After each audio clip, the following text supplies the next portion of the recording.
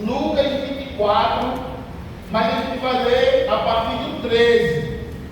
Lucas capítulo 24, a partir do verso 13. Quem abriu, diga amém. Amém. Então vamos lá. Naquele mesmo dia, 2 deles estavam de caminho para uma aldeia chamada Emaús, distante de Jerusalém, 70 estados. Iam conversando a respeito de todas as coisas sucedidas. Aconteceu que, enquanto conversavam e discutiam, o próprio Jesus se aproximou e ia com eles. Os seus olhos, porém, estavam como que impedidos de o reconhecer. Então lhes perguntou Jesus: que é isto que vos preocupa? E de que ires tratando à medida que caminhais? E eles pararam, entristecidos.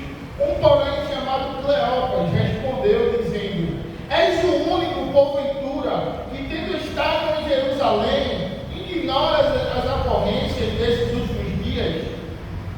Ele lhes perguntou: quais? E explicaram: o que aconteceu a Jesus, o Nazareno, que era um profeta, poderoso em obras e palavras, diante de Deus e de todo o povo, e como os principais sacerdotes e as nossas autoridades o entregaram para ser condenado à morte e o crucificaram. Ora, nós esperávamos que fosse ele que havia de redimir a Israel, mas depois de tudo isto, já é o 3º dia desde que estas coisas sucederam. É verdade também que algumas mulheres das que conosco estavam, nos surpreendendo, tendo dito de madrugada ao túmulo e não achando o corpo de Jesus, voltaram dizendo terem tido uma visão de um anjo, os quais afirmavam que ele vive. De fato, alguns dos nossos foram ao sepulcro e verificaram a exatidão do que disseram as mulheres, mas não o viram.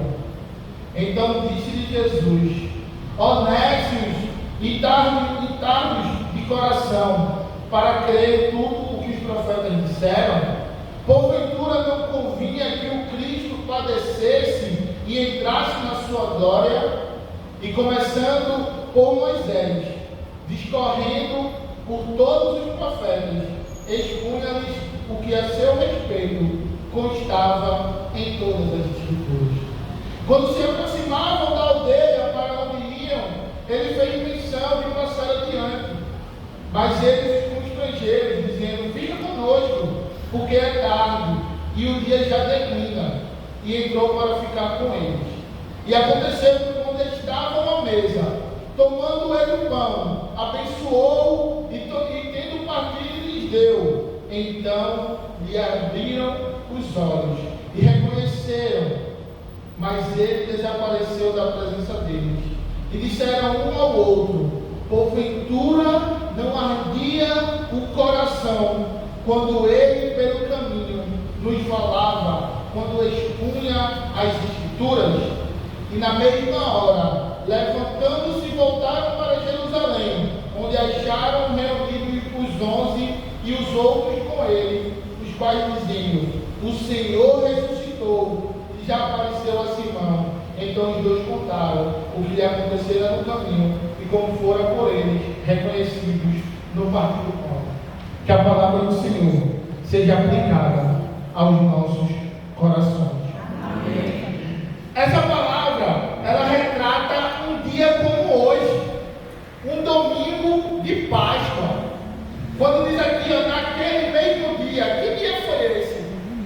Esse foi o dia onde Jesus ressuscitou. Logo de manhã cedo, pela madrugada, eu fiquei sabendo que hoje teve um culto da ressurreição aqui, belíssimo. Logo de madrugada, aquelas mulheres foram no sepulcro, limpar o sepulcro.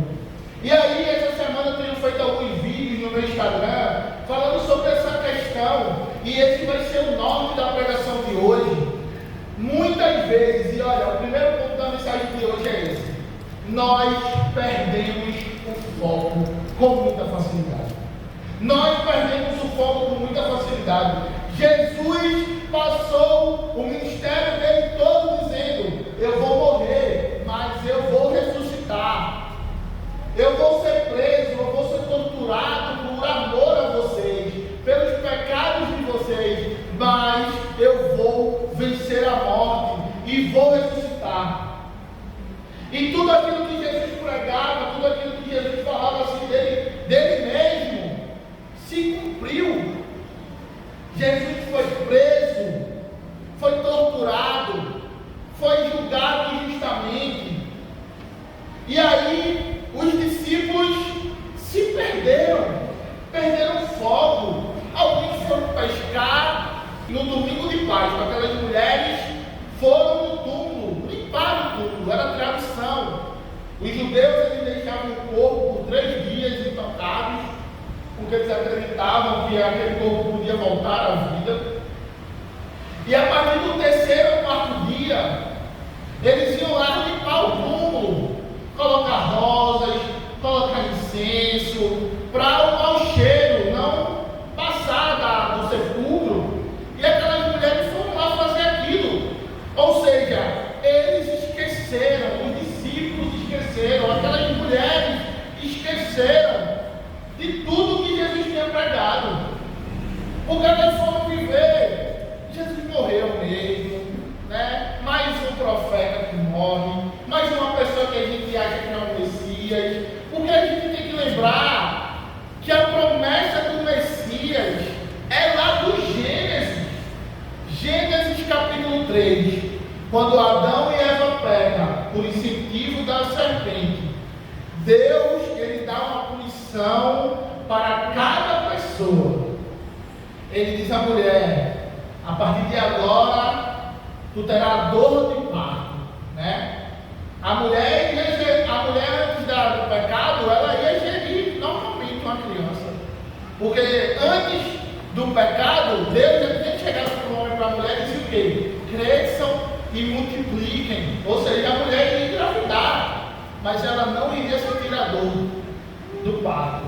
O homem iria trabalhar, mas depois do pecado, aquele trabalho seria árduo, aquele trabalho seria dificultoso, aquele trabalho seria, o irmão Sinai falou, amanhã é feriado, né?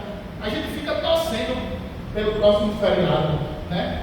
A gente, quando chega a segunda-feira de manhã, a gente diz: meu Deus do céu, lá vai eu de novo lá para a Motocruz, aqueles clientes de ignorante, aqueles vendedores. Porque o trabalho ele é criado por Deus, mas contaminado pelo pecado. E para a serpente, Deus disse: da mulher nascerá aquele que pisará na tua cabeça. Como a gente viu hoje aqui, os meninos do Adonai, eu acho, né? Primícias e Adonai dançaram aqui, né? Que Jesus pisou na cabeça da serpente. Isso é uma promessa do Gênesis. Gênesis capítulo 3. Aquelas mulheres, elas se esqueceram disso tudo e elas disseram: não, Jesus morreu, vamos lá no palco. E aí quando elas chegaram lá, Jesus não estava. Elas se desesperaram. Elas começaram a gritar, a chorar. E o anjo disse: não, calma, calma. Quem vocês procuram não morreu, mas ressuscitou. Ele vive. Isso está relatado em Lucas capítulo 24, do 1 ao 12. E aí, do 13 ao 27, que foi o que a gente leu, está relatando 2 discípulos de Jesus que estavam voltando para sua casa. Eles estavam voltando, foi o que eu disse, alguns foram pescar e outros voltaram para sua casa acreditando que Jesus tinha morrido. E aí o caminho era mais ou menos águas compridas, pau amarelo. Era um caminho meio longo, andando. Indo pela Miroeira, né? Porque se for por aqui, se for aqui pela Miroeira, parece que é mais longe, mas é mais seguro, né? Tem esse questão também. E aqueles discípulos estavam andando, e Jesus vai se aproximando. E acontece uma coisa que normalmente não é falado, mas acontece uma coisa que aconteceu tanto com esses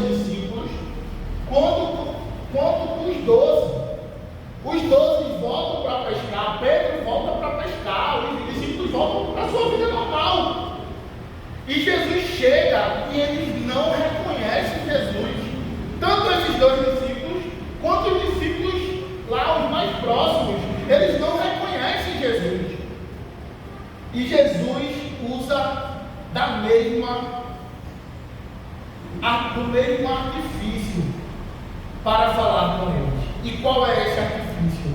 É o segundo ensinamento da ministração de hoje. Jesus usa a palavra de Deus. Jesus não chega para eles dizendo assim: olha, eu sou Cristo, sou eu, vocês não estão me reconhecendo não.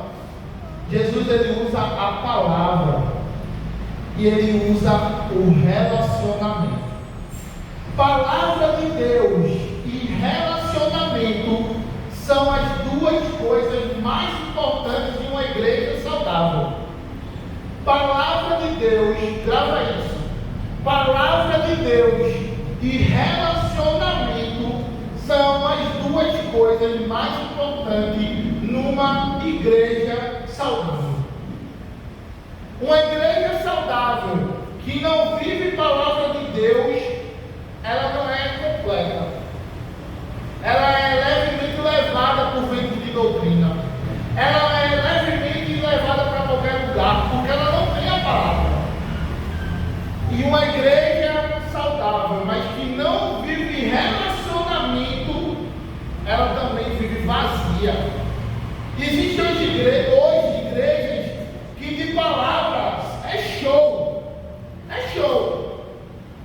Você chega para qualquer irmão, o irmão sabe a Bíblia de ponta cabeça, né? Mas e o relacionamento?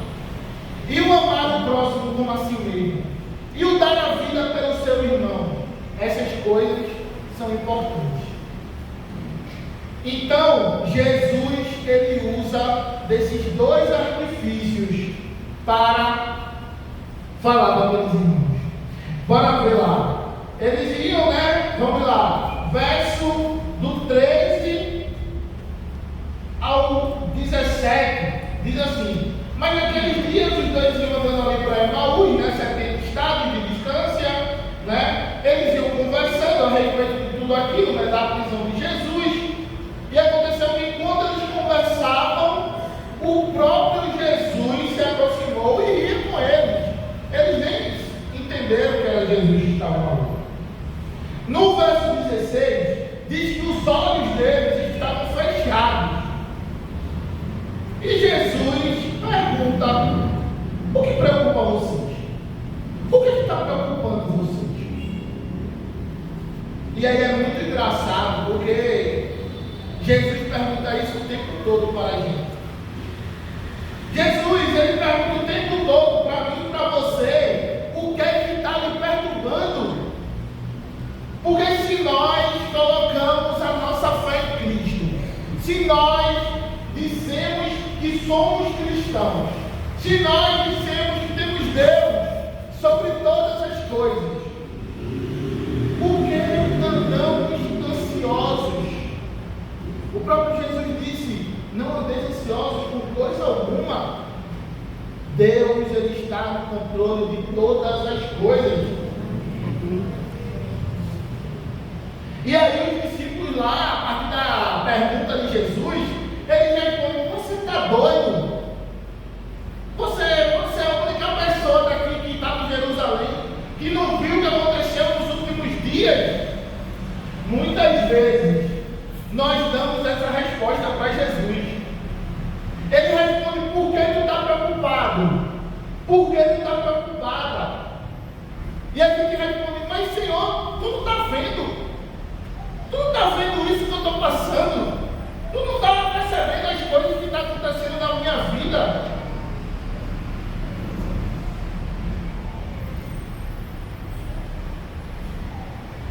E aí eles relatam aquilo para Jesus, né?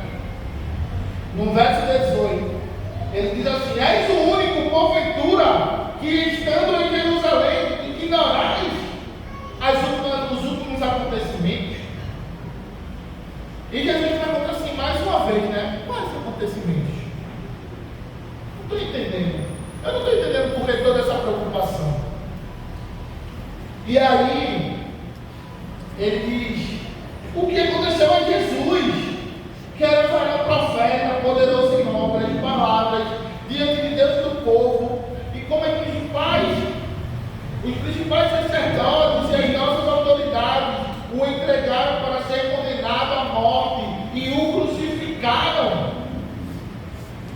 Ora, nós esperávamos que fosse Ele que havia de redimir a Israel. E aqui está outro grande problema. Sabe por que a gente vive preocupado com as coisas que acontecem na nossa vida? Sabe por que a gente muitas vezes vive ansioso por algumas questões? E gente, essa pregação é para vocês, mas também é para mim. Eu me apresentei aqui, mas eu disse tudo da minha vida. E vocês estão de frente para uma das pessoas mais ansiosas do mundo. Isso é um grande defeito meu.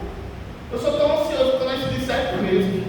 Mas eu não nasci de 7 meses em 2000, eu nasci de 7 meses em 1990. Que era um milagre.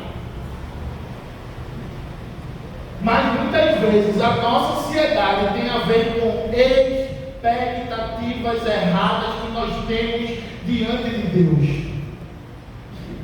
Ansiedade, tristeza, sentimentos ruins não tem a ver com o que Deus faz na tua vida, mas tem a ver com aquilo que tu espera que Deus faça.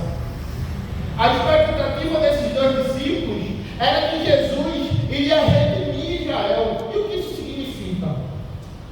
E aí eu terei que fazer outra pregação para explicar o que isso significa, mas eu vou resumir.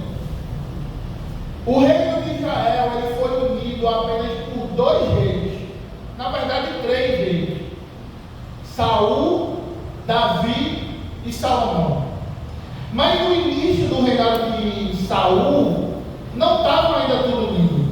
No início do reinado de Davi ainda não estava tudo muito unido. Até que Davi primeiro ele é rei de Judá e depois ele é rei de Israel, e ele consegue unificar o reino. E depois de Salomão, nenhum outro rei, houve lá a questão de Jeroboão, dos impostos, e o reino se dividiu entre reino do norte e reino do sul. Nós, a gente lá na IBCG, na EBD, estava tratando até semana passada sobre esses 2 reinados na EBD. Que eu também não falei, mas eu também sou professor dos jovens na EBD. E aí, desde essa divisão, dessa cisão que aconteceu de reinado do norte e reinado do sul, Israel nunca teve paz. Mas porque Deus prometeu a Israel que a espada jamais se afastaria do trono da casa de Davi, porque Davi caiu. Então até hoje fica Israel aí, A espada não se afasta de Israel. E desde então, Israel tem uma expectativa de paz, de unificar, de reunificar o reinado. E aí era essa expectativa que esses 2 discípulos tinham, que Jesus voltaria triunfante como um rei político que destruiria Roma e todo o seu reinado. Mas a Bíblia vai dizer que o reino de Deus não é comida nem bebida. O reino de Deus é justiça, paz e alegria. Meu amigo, eu fico até arrepiado com esse versículo. Porque muitas vezes nós queremos transformar o reino de Deus nessas coisas. Em comida, em bebida, em roupa, em riqueza, em dinheiro, em poder, em prosperidade. Contudo, o reino de Deus, ele é paz, alegria e justiça. E essa expectativa está aqui escrita, e está escrita lá em Atos. Atos capítulo 1, versículo 7. Jesus está próximo a subir aos céus. 40 dias depois desse dia aqui, Jesus passou 40 dias ensinando tudo que ele tinha ensinado nos 3 anos do ministério dele. Jesus sentou com os discípulos novamente, falou da Bíblia, falou de relacionamento, falou de amar uns aos outros, falou de amar a Deus sobre todas as coisas. Passou 40 dias. Veja, Jesus passou 3 anos, depois passou, depois de ressuscitado, 40 dias pregando, ensinando. E aí, Atos capítulo 1, versículo 7, Jesus está pronto para subir aos céus. Sabe qual é a pergunta que os discípulos fazem? É agora que tu vai restituir o reinado de Israel? A nossa expectativa está errada há muito tempo. Jesus, eu costumo dizer isso, viu, meu diácono? Não é uma heresia, mas isso não está no texto. Jesus, eu acho que naquele momento, Jesus ele diz, meu Deus do céu, ele não tem jeito nenhum. E aí Jesus responde assim, não compete a vocês saberem as ordens do meu Pai. Jesus sobe aos céus. E é engraçado, depois que eu chegar em casa, tarefinha de casa para vocês. Lê Atos, capítulo 1.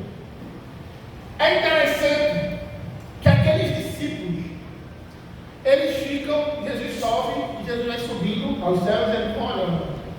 E eles vão olhando, e eles vão olhando, e eles ficam lá olhando. Eles continuam lá olhando, paralisados, assim ó.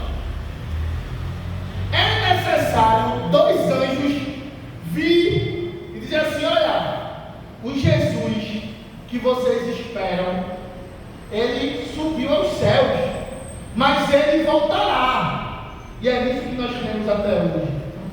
Mas nós não devemos ficar como aqueles discípulos assim, olhando para o céu, esperando. Mas essa é a última parte da pregação, tá bom? Eu vou explicar lá no final que nós não devemos ficar esperando como aqueles discípulos. Estou terminando já, último ponto.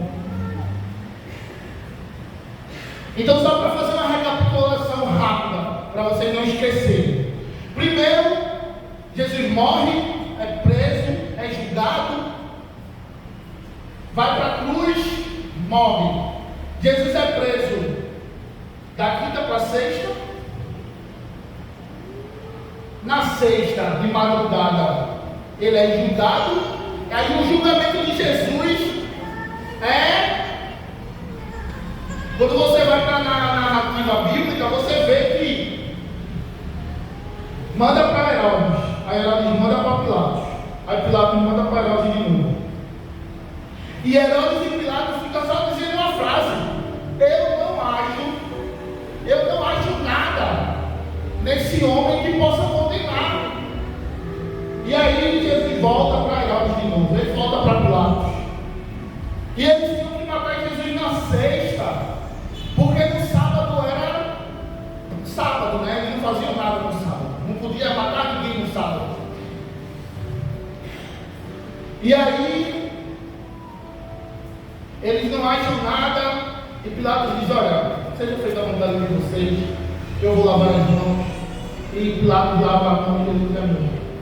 E aí Jesus é morto, passa o sábado, que eu chamei de sábado do silêncio, e no domingo aquelas mulheres vão ali lavar o sepulcro, e Jesus não está mais lá. Isso, os discípulos já tinham se espalhado, já estavam voltando para suas casas tristes. Mais uma expectativa, mais um homem que nasceu. A expectativa era em Moisés. Moisés pecou. A expectativa era em Abraão. Abraão pecou. A expectativa era em Davi. Davi pecou. Depois de Davi, misericórdia. Eu diria, se botar no liquidificador e bater, não dá um Davi. Porque Davi, apesar de pecou, ele reconheceu o seu pecado e virou o homem segundo o coração de Deus. E aí Jesus nasce, prega, mas morre. E aí aqueles homens, eles voltam tristes para suas casas. Mas aí Jesus, no verso 27, acompanha aí. E começando por Moisés, discorrendo por todos os profetas, expunha-lhe o que a seu respeito constava em todas as Escrituras. As Escrituras apontam para Cristo. O Antigo Testamento aponta para Jesus. O Novo Testamento aponta para Jesus. Não se afastem da palavra de Deus. Meditem, assim como diz no Salmo 1: bem-aventurado o homem que não anda segundo o conselho dos ímpios, nem se detém no caminho dos pecadores, zombadores, nem se assenta na roda dos escarnecedores, mas antes tem o seu prazer na lei do Senhor, e nela medita de dia e de noite. E Jesus vai ensinando aqueles homens, desde Moisés, passando por todos os profetas. E quando eles estavam se aproximando de Pão Amarelo, já estava entardecendo, já estava anoitecendo. E aí Jesus continua o caminho, mas eles se compadecem. Eles passaram 3 anos com Jesus dizendo. Jesus tinha contado a parábola do bom samaritano, que cuidou daquele homem que foi roubado, torturado no caminho. Eles estavam por esse meio do caminho. E aqueles homens dizem: vem para cá, passa a noite com a gente. E aí Jesus, na ceia, parte o pão. E a ceia significa relacionamento. Se lembra que eu falei da palavra de Deus, do relacionamento? A ceia é relacionamento. A ceia é um memorial. Na ceia nós lembramos de Cristo, do seu sacrifício, comemos do pão que representa o seu corpo, bebemos do vinho, o suco de uva, que representa o seu sangue. Mas a ceia é relacionamento. E aí, quando eles tiveram relacionamento com Jesus, os olhos deles se abriram.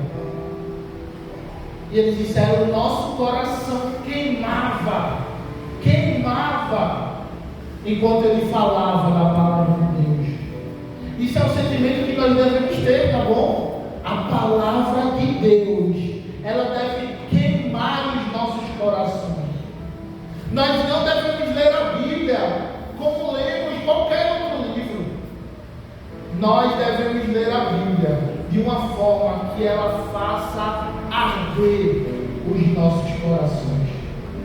E para encerrar, aqueles discípulos, do mesma hora, estava anoitecendo, a estrada era perigosa, mas eles disseram: a gente não pode continuar aqui, vamos voltar correndo para Jerusalém, para avisar que ele ressuscitou, que ele vive. E esse deve ser o nosso sentimento. Se lembra que eu falei que os discípulos lá na Assunção aos céus de Cristo ficaram parados olhando para os céus, tendo que um anjo vir e dizer: olha, varão Galileus, continue aí que daqui a pouco descerá sobre vós o Espírito Santo. A nossa fé deve nos mover para pregar o Evangelho. A nossa fé não pode ser uma fé paralisante.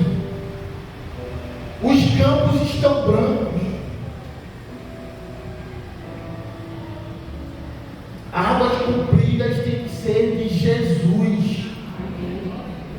Essa igreja tem que ser um celeiro de pessoas, de pregadores do Evangelho, de cantores, de ministradores. As pessoas de lá de fora têm que olhar para dentro e ver a luz de Cristo aqui dentro. Essa igreja tem o poder, através do Espírito Santo, de transformar essa comunidade.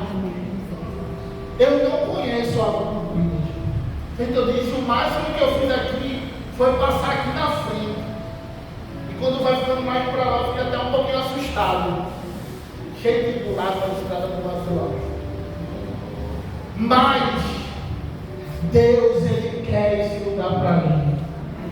Ele quer que vocês, através do amor de Cristo, através do sacrifício de Jesus, pregue a palavra nos 4 cantos desse lugar. Um novo tempo está para começar nessa igreja. E nós juntos iremos pregar o Evangelho a todas as criaturas. Como está escrito lá em Atos: descerá sobre você